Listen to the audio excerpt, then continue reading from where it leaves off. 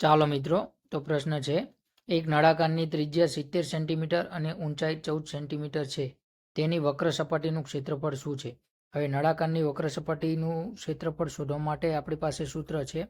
નળાકારની વક્ર સપાટીનું ક્ષેત્રફળ બરાબર 2πr/h. ઠીક છે, તો આપણે લખી દઈએ 2 ગુણ્યા પાઈની કિંમત આપણને ખબર છે 22/7. 22/7. ઠીક છે. આર એટલે ત્રિજ્યા કેટલી આપેલી છે? 70. એચ એટલે ઊંચાઈ કેટલી આપેલી છે આપણને? 14. ઠીક છે, 7 દુને 14. બરોબર, તો શું બચ્યું આપણી પાસે? 2 ગુણ્યા 22 ગુણ્યા 70 ગુણ્યા 2.